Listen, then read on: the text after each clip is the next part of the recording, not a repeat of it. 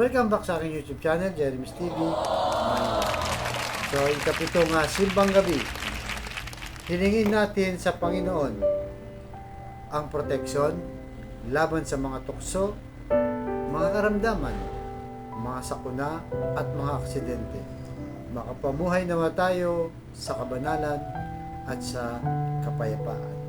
Yun po ang aral natin ngayong ikapitong simbang gabi.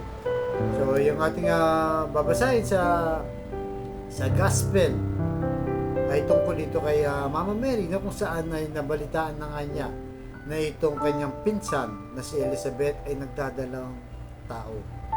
Kaya dali-dali siyang pumunta para nga dalawin yung kanyang pinsan. At nung nandun na sa bahay at nagkita sila nitong si Elizabeth na kanyang pinsan, ang sabi dito sa Lucas 1 chapter 42 verse 43, pinagpala ka sa mga babae at pinagpala rin ang dinadala mong sa iyong sinapupunan.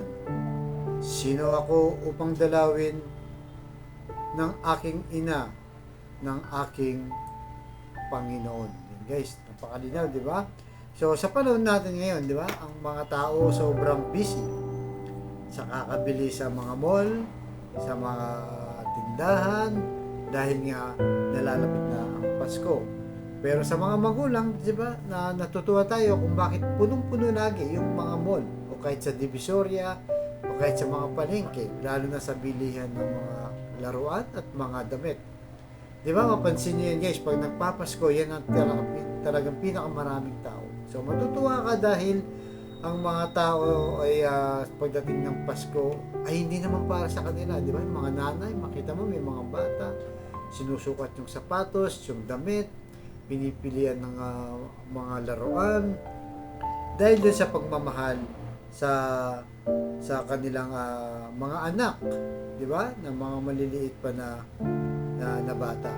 So parang dito sa ating gospel ngayon, itong si Mama Mary, kahit buntis na rin siya, di ba? Hindi siya nag-atubili pumunta para dalawin itong kanyang pinsan niya, si Elizabeth. So ang focus natin dito, even si Elizabeth, di ba? Meron ding bata sa sinapupunan. Pareho sila ni Mama Mary.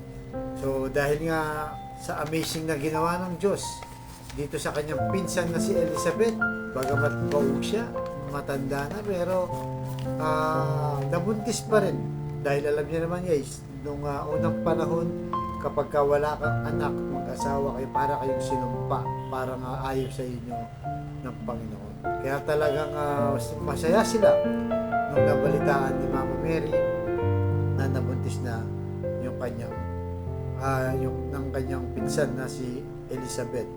So talaga mayroong bundle of joy. So sa mga magulang, di ba, na nagpapalaki ng maayos, ng may respeto, may takot sa Diyos, napakaganda po. Isang halimbawa sa mga magulang itong si Mama Mary at Elizabeth, na talagang mahal na mahal nila yung kanilang nasa sa tiyan. Lalo pa, di ba, itong si Mama Mary, ang kanyang dinadala ay ang ating Panginoong Jesus.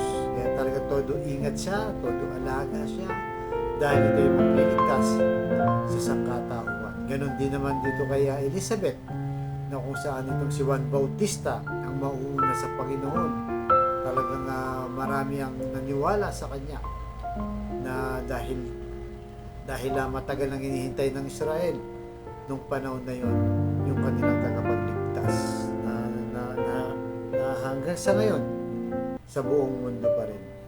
So yung pagmamahal kay Papa Jesus itong si Mama Mary at kay Juan Bautista itong si Elizabeth ay simbolo, di ba, ng kabataan, na kung saan ang sabi nga ni Jose Rizal, ang kabataan ay siyang pag-asa ng bayan. Kaya talagang sa sinapupunan pa lang kailangan po ng ingatan talaga ng mga batang to, at siyempre palakihin ng magandang ugali, na makita mo na maayos ang buhay mo, di ba, para pag lumaki siya ay magbubunga ng kabutihan at paparisan ng mga ibang kabataan. So kaya nga pagka sinabi niya si Rizal na ang kabataan isang pag-asa ng bayan, kapag ang mga bata ay pinabayaan ng mga magulang, anong mangyayari? Sigurado mapapariwara, bisyo dito, di ba? Barkada doon, magiging pasaway, lumalaban sa mga magulang, walang respeto. Paano aasenso ang ating bayan kung ang mga kabataan ganito ay hindi maganda ang kanilang ugali? Kaya sikapin po natin, lalo na sa ating may mga anak, na palakihin ng maayos, ng mabuti, at higit sa lahat, di ba guys, yung may takot sa Diyos, para matakot din silang gumawa ng hindi maganda. Pagkamat hindi perfecto guys, importante majority ng nagagawa ng iyong mga anak ay nasa kabutihan, lalo na yung may takot sa Diyos. Yan po ating hilingin sa paglalapit ng Pasko na to, o ngayong Pasko, yung maging mabuti tayo magulang para sa ating mga anak. Kaya sa tayo manalangin, Lord, i-bless niyo po ang kapatid naming nanonood sa aking vlog, na malubhan na po ang karamdaman, stage 4 cancer na, Lord. Tinaningan na rin po ang kanyang buhay. Ibuhin niyo po ng iyong mapagpagaling na kamay. Haplusin niyo po, Lord. Tanggalin niyo po ang kanyang karamdaman. Naramdaman po naman namin na walang imposible sa iyo kung iyong loloobin. Kaya dinadalangin ko po lahat ng may karamdaman na nakikinig ngayon, manunod po sa aking vlog, ay pagalingin niyo po.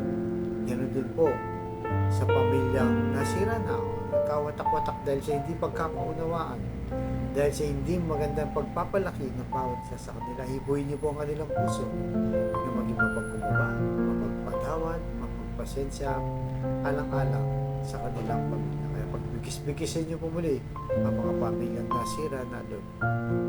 Ganun din po sa financial na kailangan po namin lahat, lalo na po yung mga kapatid namin walang-wala, ultimong pamili ng 1 kilo lang na bigas. Iniisip pa, Lord, kung paano po itatawid sa maghapon ng kanilang pamilya. So, i-bless niyo po ang aming hanap buhay para sa aming pamilya. Patawarin niyo po kami sa aming mga kainahan, kasalanan. Ang lahat ng ito yung niling namin sa matamis na pangalan natin, Panginoon Jesus. Amen. To God all be the glory. Sa ngalan ng Ama, ng Anak, ng Jesus Espiritu Santo. Thank you very much po.